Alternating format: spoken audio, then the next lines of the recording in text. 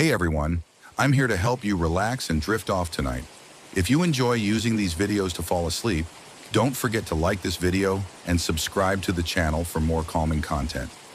Share where you're watching from and what time it is for you. I'd love to know. Now settle into a cozy spot, take a deep breath, and let's start unwinding together. Nestled in a forgotten corner of a dusty attic in the small town of Briar Glen, sat an ancient porcelain doll. Its once pristine features were now cracked and dulled by time. The doll wore a faded blue dress with lace trim, and its glass eyes seemed too lifelike, too knowing. Despite its fragile appearance, there was something unsettling about it, an almost palpable aura of malice that made anyone who saw it shiver involuntarily. The doll had a name etched into the underside of its base: Clara. No one knew where Clara had come from, or how she had ended up in the attic of the old Whitaker estate. The house had been abandoned for decades, its history buried under layers of neglect and whispered rumors. When a young couple, Sarah and Adam Collins, purchased the property with dreams of restoring it to its former glory, they had no idea the secrets that lay hidden within. Sarah was the first to find Clara. She had been rummaging through the attic, searching for anything salvageable. Among the cobweb-covered trunks and forgotten furniture, she spotted a wooden box sitting by itself in the shadows. The box was intricately carved with swirling patterns, and when she opened it, she found the doll inside. Sarah's initial reaction was a mix of fascination and unease. "It's beautiful," she said, running her fingers over the doll's cracked face, "but also kind of creepy." She brought the doll downstairs to show Adam. "Why would anyone put something like this in the attic?" he asked, examining it. "Maybe it was a family heirloom," Sarah suggested. "We could clean it up and keep it as a decoration." Adam shrugged. "If it doesn't sell at the yard sale, sure." Unbeknownst to them, Clara's eyes seemed to glint as if in silent protest. At first, Clara sat unnoticed on a shelf in the living room. The couple was too busy with renovations to pay much attention to the doll, but strange things began to happen. One morning, Sarah found Clara sitting on the coffee table instead of the shelf where she'd placed her. "Adam, did you move the doll?" she asked. "No," he replied. "Why would I?" They brushed it off as forgetfulness, but the occurrences continued. Clara would appear in different rooms, her position subtly changed as though she had moved on her own. One night, while watching TV, Sarah swore she saw Clara's head tilt slightly out of the corner of her eye. When she turned to look directly at the doll, it was perfectly still. "That doll is seriously giving me the creeps," she admitted to Adam. "Then sell it," he suggested. "It's just an old toy. Don't let it bother you." But Sarah couldn't bring herself to get rid of it. Something about Clara felt alive. The more the couple ignored Clara, the more active she became. Sarah started finding objects knocked over or out of place with no explanation. Once, she discovered muddy footprints leading from the doll's spot on the shelf to the kitchen. "Adam, this is getting out of hand," Sarah said, her voice trembling. "Something is wrong with that doll." Adam, ever the skeptic, rolled his eyes. "It's not the doll, Sarah. You're imagining things."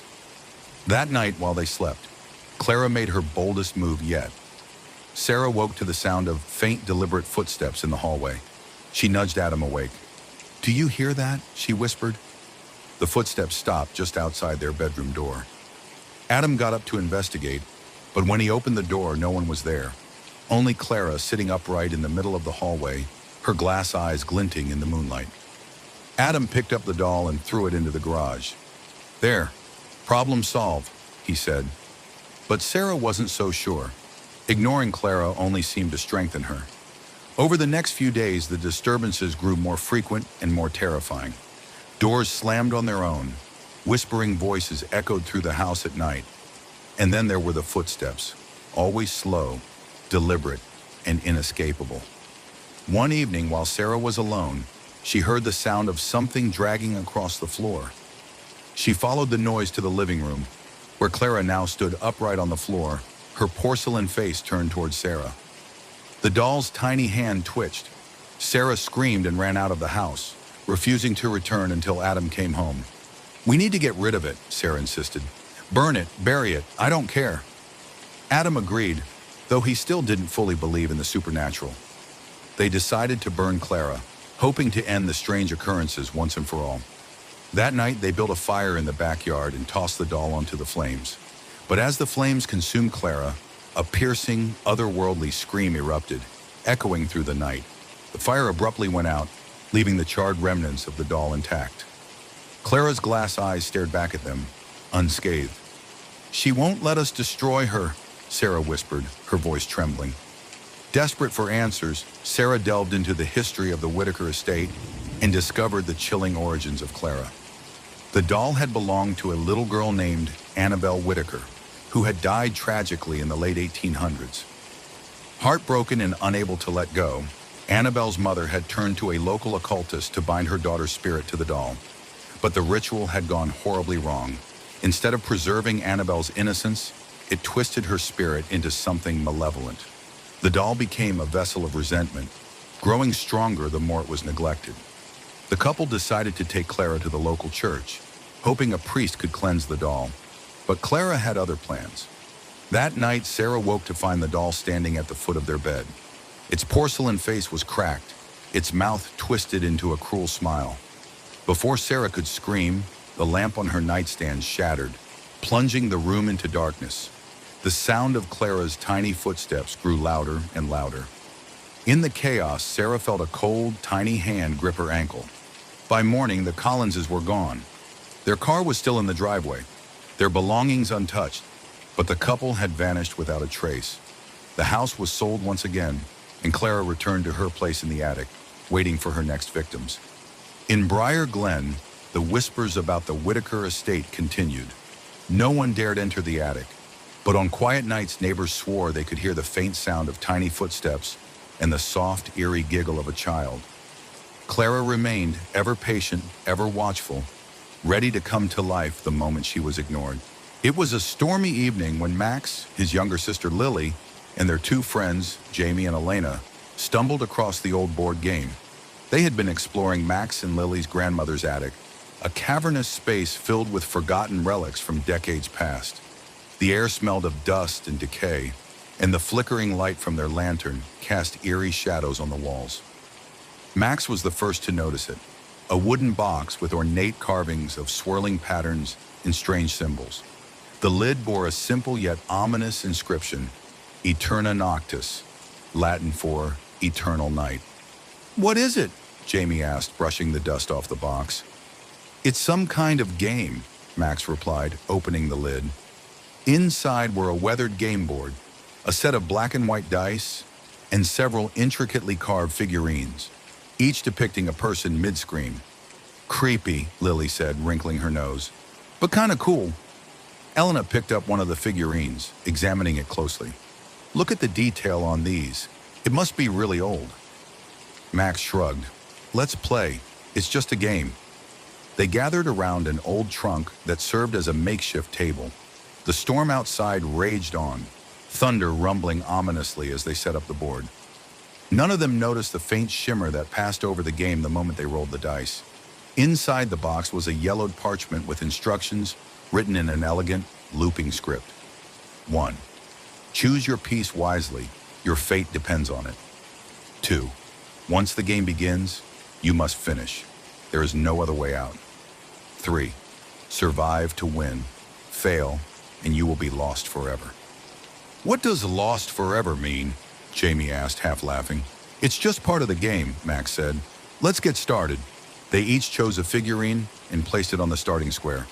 Max picked a figure of a man holding a lantern. Lily chose a girl clutching a book, Jamie a boy with a sword, and Elena a woman with a bow and quiver. When Max rolled the dice, the room seemed to shudder.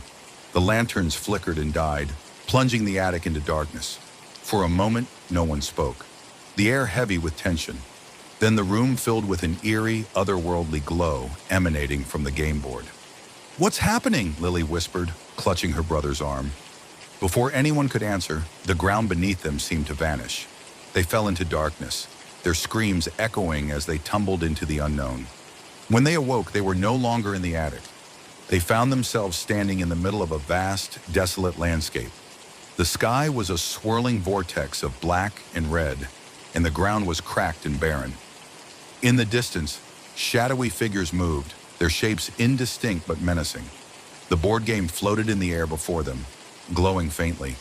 The figurines now represented their actual positions on the game board, and the dice hovered expectantly. "This can't be real," Elena said, her voice shaking. "It's real enough," Max said, his face pale.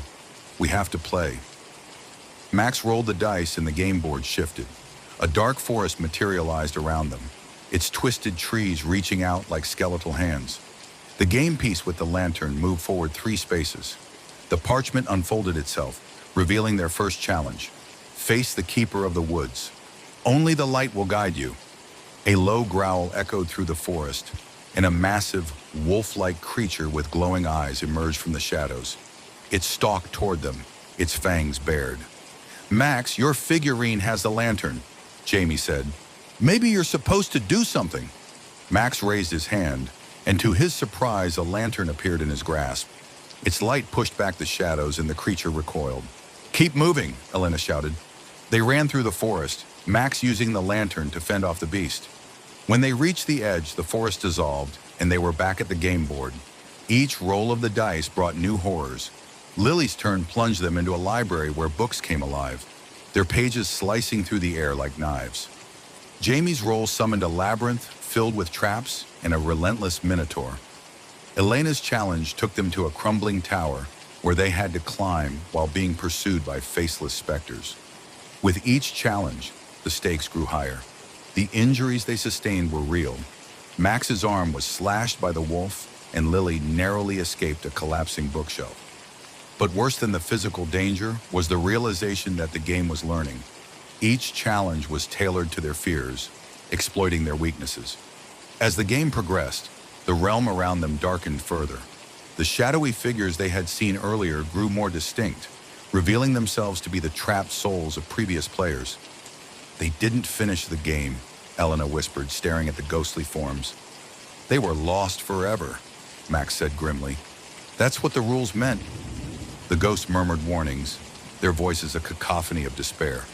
"Finish the game, or join us." When the figurines reached the last square, the board emitted a blinding light.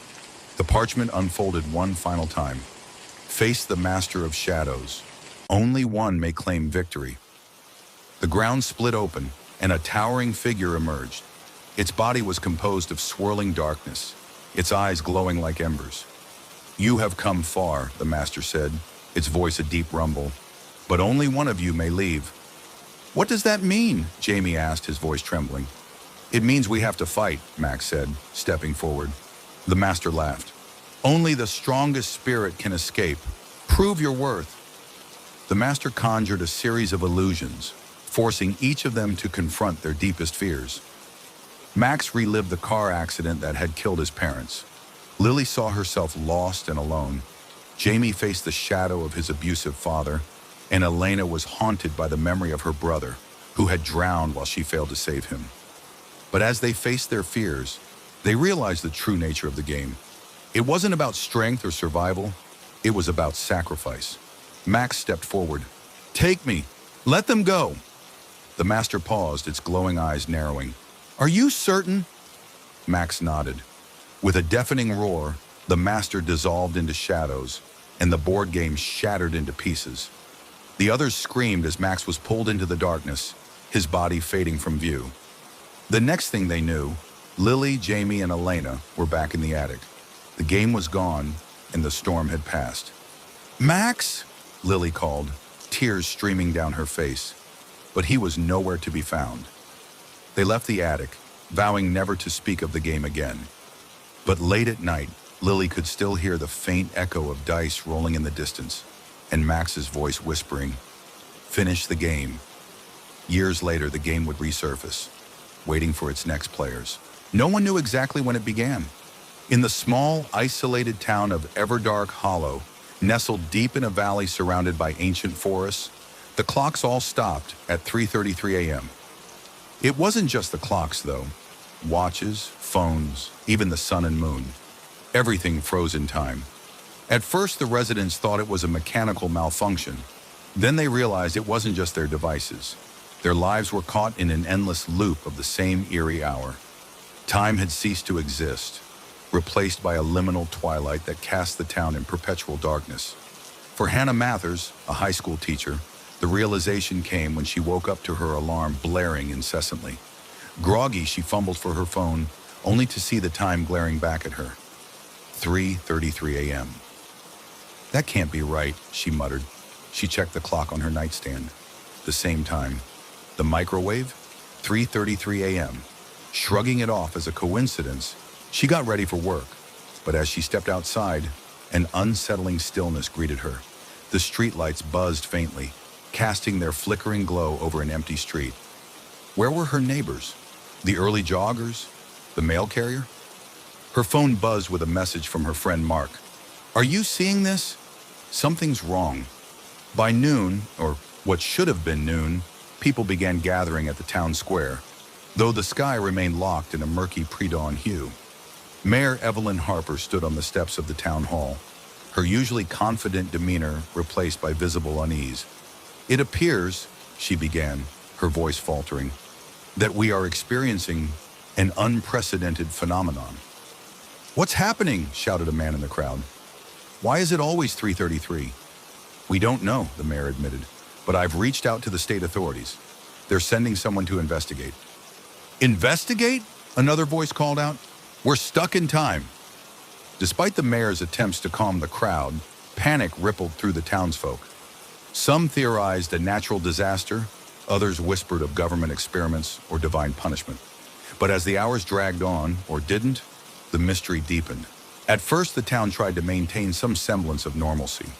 People went to work, children played, and the cafe served coffee, though no one was sure what time it was. But then came the changes. It started subtly. Shadows seemed longer, darker. People swore they heard faint whispers in the wind, though there was no breeze. Pets refused to leave their owners' sides, their eyes fixed on empty corners of rooms. The power flickered unpredictably. Phones stopped working altogether, even when charged. Then there were the strange figures, glimpsed only from the corner of the eye, always just out of reach. While cleaning out the library's archives, Hannah stumbled upon an old leather-bound journal. The title was embossed in gold, Chronicles of Everdark. Inside, the entries described a similar event over a century ago, in 1898. Time unraveled and the hour of the witch consumed all. One entry read, those who remained too long in the stillness risked becoming part of it. The journal detailed how the town was plunged into perpetual 3:33 a.m. for 7 days. On the 7th day, the people who hadn't fled disappeared, their faces etched in expressions of horror. Armed with the journal, Hannah and Mark pieced together the chilling truth. The journal hinted at a ritual, an ancient binding meant to protect the town from an entity referred to only as the Watcher. But the ritual had been abandoned, and now the Watcher had returned. The entries warned that the 7th day was pivotal. If the entity wasn't appeased, Everdark Hollow would be lost forever, its residents condemned to become part of the frozen hour. We have to finish the ritual, Hannah told Mark, showing him the instructions. The ritual involved gathering 5 specific items. 1, a shard of glass from a broken clock. 2, a black feather. 3, a silver coin minted before 1900. 4, a drop of blood from a living relative of the original settlers. 5, the flame of a candle lit during a full moon. The townsfolk divided into groups to collect the items. Some found their task relatively easy. Black feathers were abundant in the forest, and the local antique shop had a pre-1900 coin. But the clock shard proved difficult. Every clock in town was frozen at 3:33, their glass faces unyielding. Finally, someone remembered the church tower, which had an ancient clock. Mark climbed the rickety ladder to retrieve the shard, though he swore he felt unseen hands brushing against his back as he worked. The drop of blood required persuasion. The only known descendant of the original settlers was Evelyn Harper, the mayor herself. Though skeptical, she agreed, allowing Hannah to prick her finger. As they prepared the ritual in the town square, the whispers grew louder, evolving into guttural murmurs. The temperature dropped, frost forming on the ground despite the lack of wind or snow. Then at the edge of the square, the Watcher appeared. It was a towering figure cloaked in shadows, its face a void that seemed to pull light into it. Its presence exuded malice, and the crowd instinctively stepped back. Hurry, Hannah urged as Mark lit the candle. The items were arranged in a circle, and the townsfolk chanted the incantation from the journal. The watcher moved closer, its elongated limbs reaching for the ritual circle. As the last words of the incantation were spoken, the items ignited in blue flame. The watcher let out a deafening screech, the sound of countless voices crying out at once. The flames expanded, engulfing the square. For a moment, everything went silent. When the light faded, the sky had returned to its normal blue. The clocks resumed ticking, and the sun rose for the first time in what felt like an eternity. The town resumed its routines, though no one would ever forget the terror of the frozen hour. The journal was locked away, and the ritual was documented to ensure it would never be forgotten again. But some nights at exactly 3:33 a.m., Hannah swore she could hear faint whispers in the wind, as if the watcher was still there, waiting for the hour to strike once more. Everdark Hollow would never truly escape the shadow of 3:33 a.m. In the bustling town of Ashgrove, nestled between rolling hills and dense forests, there lived a curious photographer named Daniel Harper. Known for his uncanny ability to capture life's fleeting moments, Daniel had spent years perfecting his craft. But his latest purchase, a sleek, vintage camera he'd found in a dusty antique shop, was about to change everything. The shopkeeper had been eager to part with the camera, selling it for a fraction of its worth. "It's said to be peculiar," the old man had muttered, avoiding Daniel's eyes. "Just be careful when you use it." Daniel, a skeptic of superstition, had laughed off the warning. But as he would soon learn, some mysteries shouldn't be dismissed so easily. Eager to test his new acquisition, Daniel set up the camera in his studio that same evening. He placed an empty chair in the frame and snapped a photo. After developing the image in his darkroom, he froze. The photograph showed the chair, but it wasn't empty. Sitting in it was a figure, a man with hollow eyes, his face partially obscured by shadows. He wore outdated clothing and stared directly at the camera with a haunting intensity. Daniel blinked, then glanced back at the chair in his studio. It was still empty. He laughed nervously. "Must be a double exposure," he muttered, though the explanation didn't sit right. Determined to prove himself wrong, he took another photo, this time of his empty living room. The developed image showed a woman standing in the corner, her head tilted at an unnatural angle, her eyes wide and unblinking. Over the next few days, Daniel experimented further. He photographed empty streets, parks, and alleys. Each time, the images revealed figures that weren't there when the photos were taken. Some were faint, their forms barely discernible, while others were vivid, their details unnervingly sharp. But there was something even more unsettling. The figures were never the same. Each photo captured different people, their expressions ranging from sadness to terror. Daniel turned to his friend Sarah, a historian who specialized in local folklore. "You're telling me your camera takes pictures of ghosts?" she asked, raising an eyebrow. "Not just ghosts," Daniel said, placing the latest photo on the table. It showed a man kneeling in the middle of the road, his hands covering his face. "I think these are people who haven't died yet." Sarah stared at him, the weight of his words sinking in. As Daniel and Sarah pored over the images, they began to notice patterns. The clothing of the figures matched modern styles. The locations were all familiar, places in Ashgrove. Most chillingly, some of the figures bore a striking resemblance to people they knew. In one photo of the town square, they spotted Mrs. Calloway, the elderly librarian, sitting on a bench. She appeared younger, healthier, as though the photo was taken years earlier. Another image, taken outside a local cafe, showed a group of teenagers laughing, one of whom Sarah recognized as her nephew. But his hair was longer, and he wore a jacket she hadn't seen before. The most disturbing photograph, however, was one Daniel took of the forest trail. The image showed him, Daniel, lying on the ground, blood pooling around his head. Daniel became obsessed. He began photographing everything, desperate for answers. Each new image added to the puzzle, showing glimpses of events that hadn't yet occurred. Sarah tried to intervene. "You're losing yourself in this," she said one evening, pulling the camera from his hands. "What if knowing the future is dangerous?" "What if it's a warning?" Daniel countered. "What if I can change things?" But despite his determination, the photos never changed.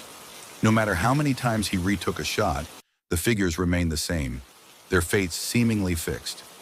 One night, Daniel decided to photograph the town square again. This time, the image revealed a crowd gathered around a burning building. Flames engulfed the familiar facade of the old town hall, and in the foreground, a small child sat crying, alone. The fire hadn't happened yet, but Daniel knew it would. "I have to stop it," he told Sarah. "How?" she asked, her voice trembling.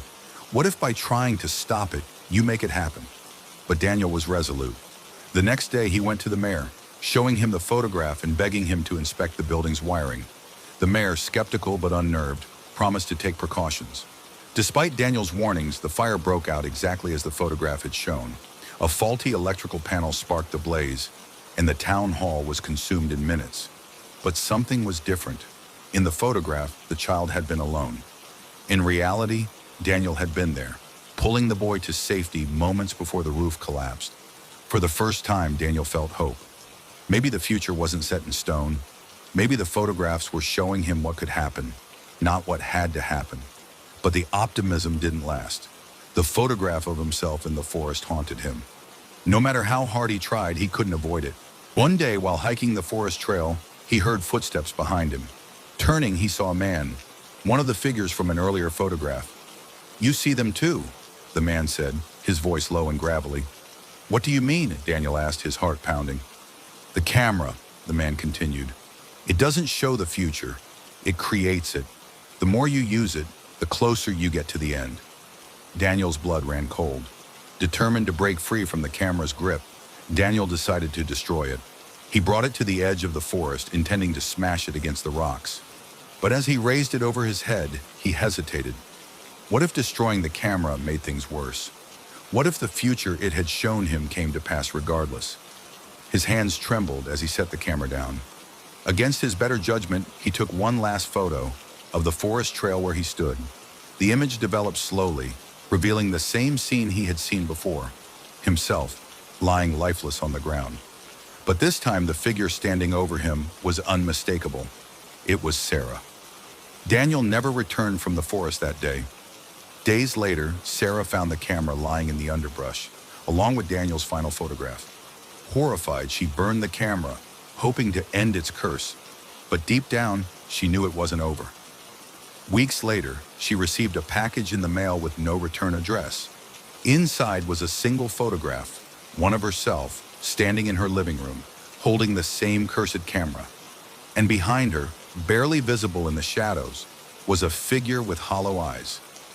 The camera always finds a new owner. It was said to be a myth, a sailor's ghost story told over drinks and roaring fires. The Eternal Horizon, a legendary ship cursed to drift across the seas, appearing in different times and places throughout history.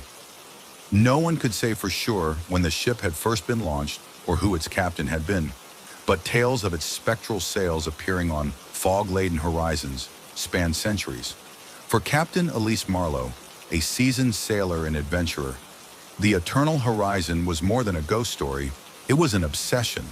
Having spent years chasing rumors and cryptic log entries from forgotten shipwrecks, she was convinced that the ship was real and that it held secrets beyond imagination. When she received word from an old fisherman in a remote coastal village about a strange vessel sighted drifting near an uncharted island, Elise knew this was her chance. Elise assembled her crew, a motley mix of seasoned sailors and treasure hunters, and set sail aboard her ship, the Mariner's Pride. They reached the coordinates the fisherman had provided just as a thick, unnatural fog rolled in. The sea grew eerily calm. No sound came from the water or wind, only the faint creaking of a distant ship. Then through the dense mist they saw it, a towering silhouette, its masts and sails impossibly old yet intact.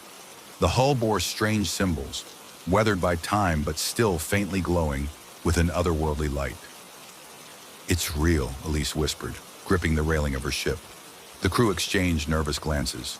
The Eternal Horizon didn't look abandoned, yet no movement could be seen aboard. Its deck was shrouded in shadows that seemed to writhe like living things. Against the advice of her first mate, Elise ordered them to approach. As their smaller boat pulled alongside the Eternal Horizon, Elise felt a strange pull, as if the ship itself was drawing her closer. The air grew colder, and the world seemed to dim. She and a handful of her crew climbed aboard.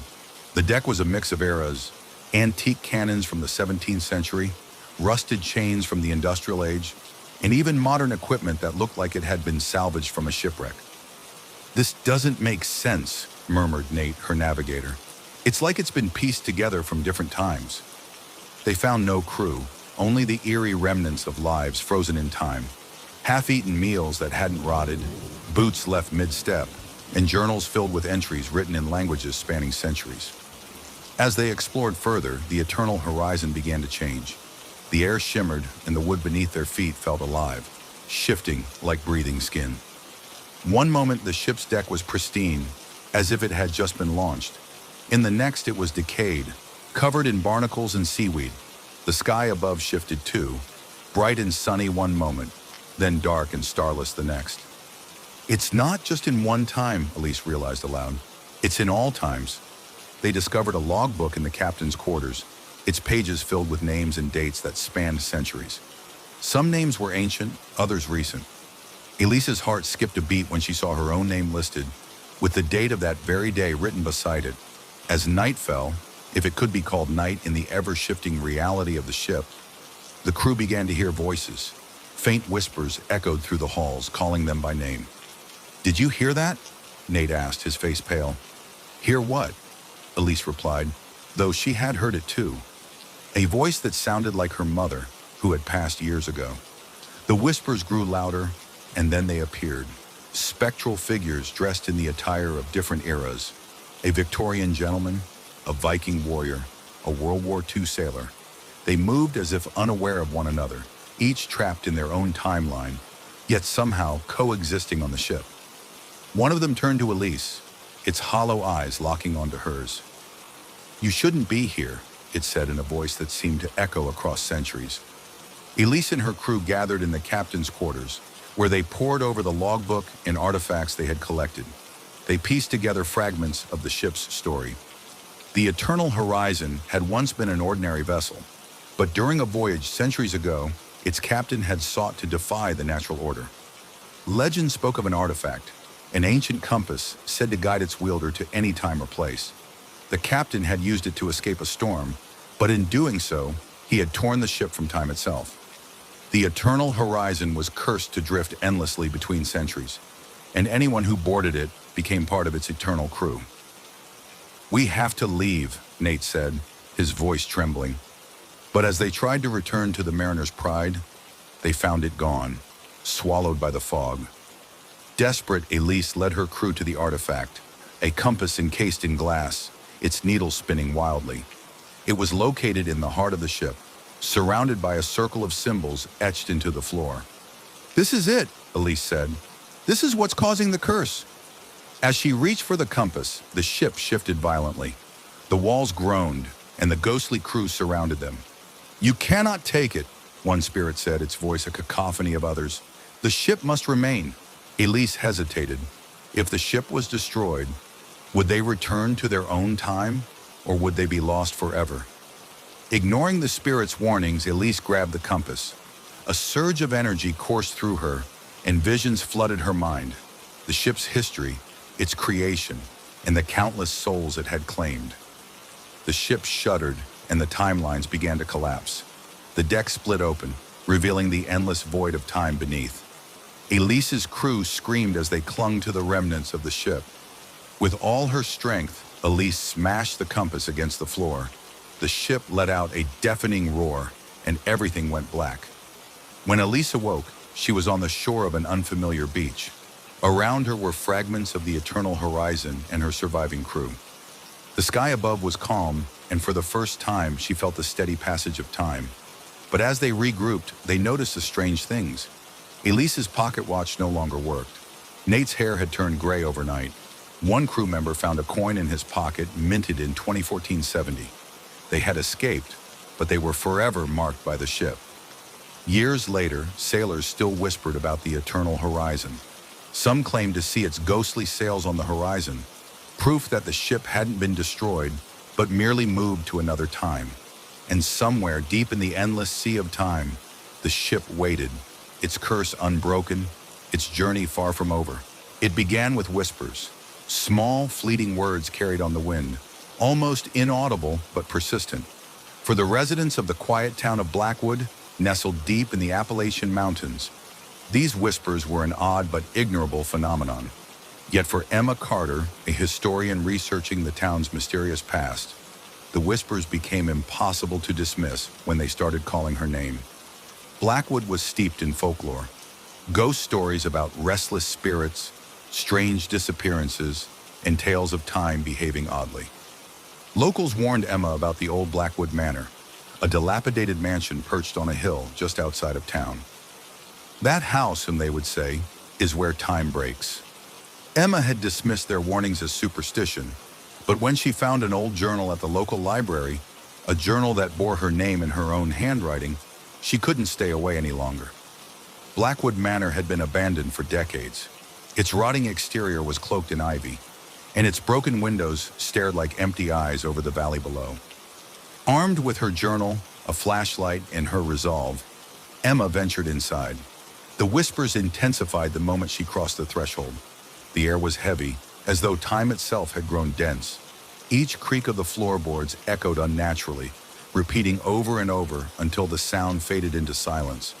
The journal, which she had found inexplicably signed in her handwriting, but with entries she didn't remember writing, seemed to guide her. Its pages were filled with cryptic messages. The clock is the key. Do not trust your reflection. It always begins at midnight.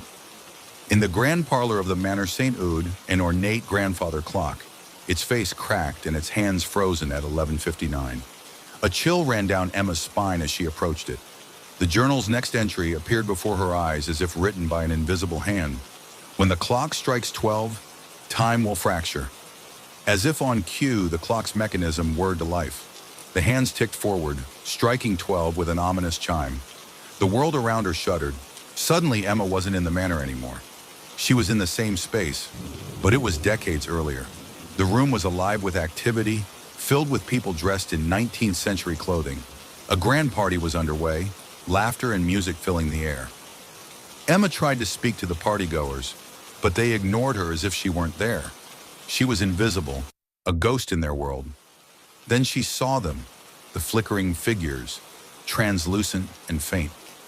They were different from the partygoers, their movements erratic and desperate.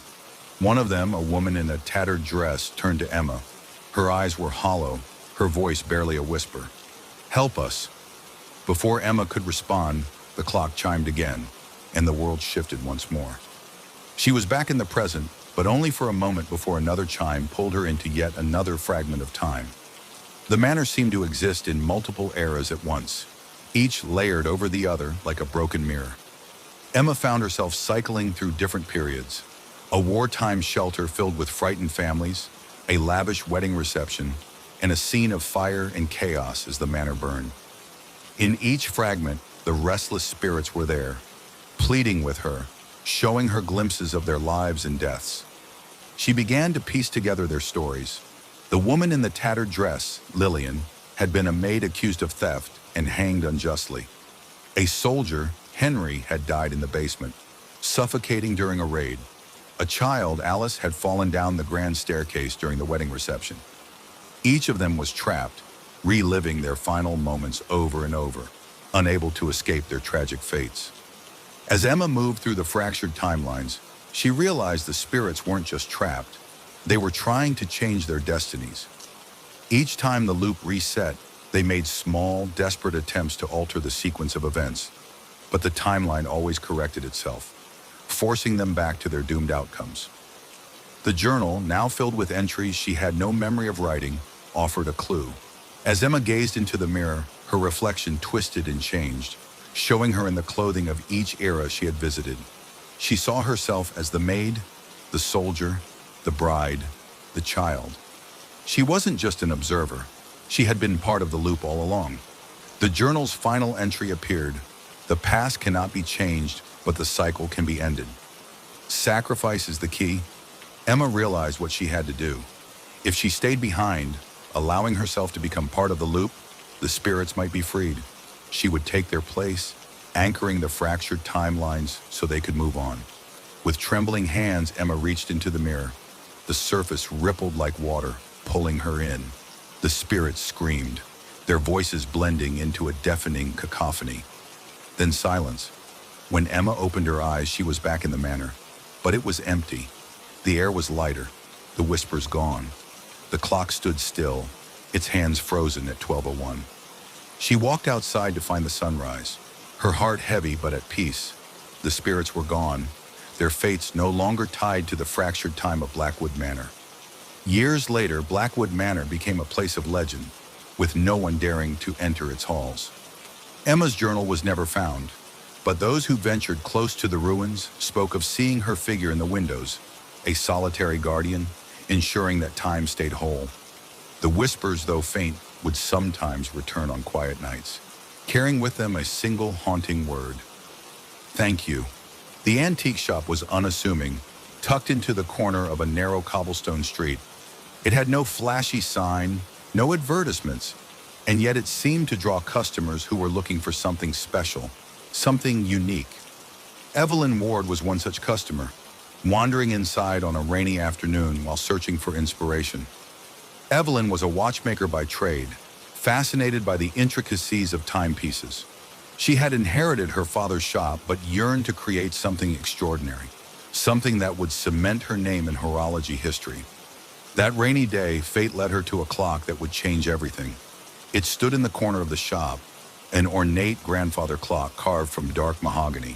Its face was decorated with intricate celestial designs, moons, stars, and planets that seemed to shimmer faintly. The hands ticked steadily, but there was something hypnotic about its rhythm, something unnatural. "Beautiful, isn't it?" said the shopkeeper, a frail old man with eyes that seemed far too knowing.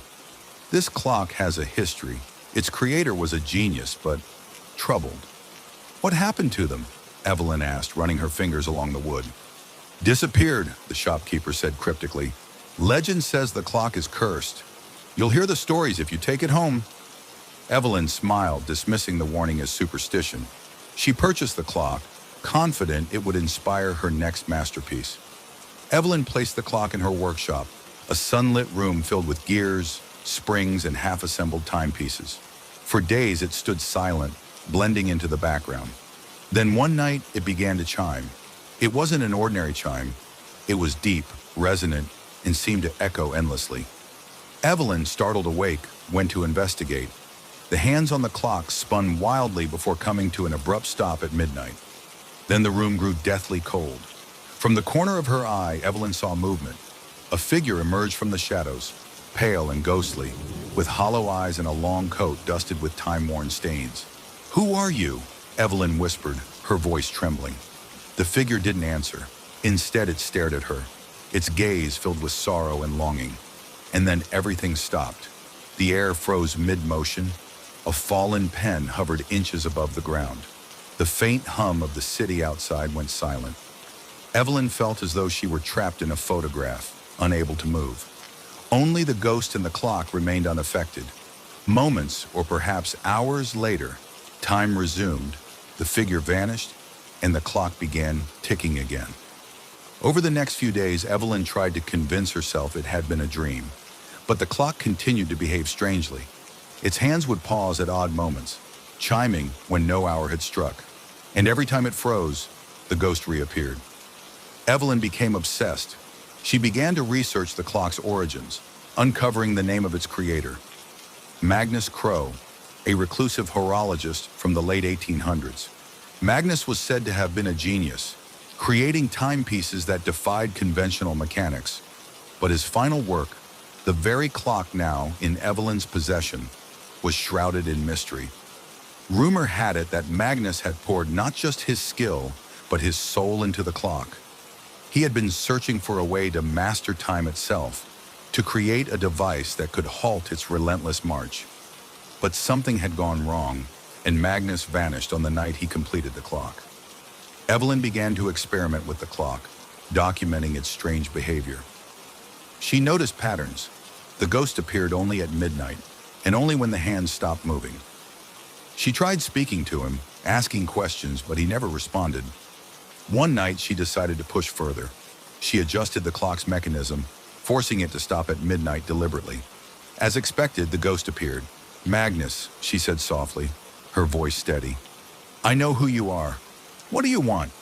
This time the ghost reacted. His hollow eyes focused on her, and his lips moved, though no sound came out. He gestured toward the clock, then to her as if pleading. "You want me to fix it?" Evelyn guessed. The ghost nodded, and for the first time she felt a surge of clarity. Magnus hadn't vanished. His soul was trapped in the clock, caught in the very time he had tried to control. Evelyn dedicated herself to repairing the clock, analyzing its intricate gears and mechanisms. But as she delved deeper, she realized this was no ordinary clock. It was a masterpiece of both engineering and mysticism. Strange symbols were etched into its inner workings, symbols she couldn't decipher. She sought help from historians and occult experts, piecing together fragments of Magnus's research. He had created the clock to stop time, hoping to save a loved one from death. But his experiment had backfired, trapping him between moments, unable to move forward or back. Evelyn began to understand that to free Magnus, she would need to complete his work, not to halt time entirely, but to set it back into balance. On the night of the winter solstice, when time was said to be at its thinnest, Evelyn prepared for her final attempt. She adjusted the clock's hands to midnight and waited as the ghost appeared. "I'm ready," she said, her tools in hand. As she worked, the ghost watched, his presence growing stronger with each adjustment. The clock's mechanisms groaned and clicked, resisting her efforts. The room grew colder, the air heavier, but Evelyn persisted. Finally, with one last turn of a gear, the clock began to tick in a steady, harmonious rhythm. The ghost of Magnus Crow let out a sigh, his form growing brighter, more solid. "Thank you," he whispered, his voice echoing like a distant melody. And then, he was gone. The clock returned to normal, its strange behavior ceasing entirely. But it was no longer just an antique. It was a testament to Magnus Crow's genius and sacrifice, a reminder of the cost of defying time. Evelyn kept the clock in her workshop, its steady ticking a source of inspiration. She went on to create her own masterpieces, her name becoming legendary among horologists. Yet she always felt a connection to the clock, as if a part of Magnus's spirit still lingered, guiding her hand. And on quiet nights when the world was still, she swore she could hear a faint whisper from the clock, saying, "Time is ours to cherish, not to control."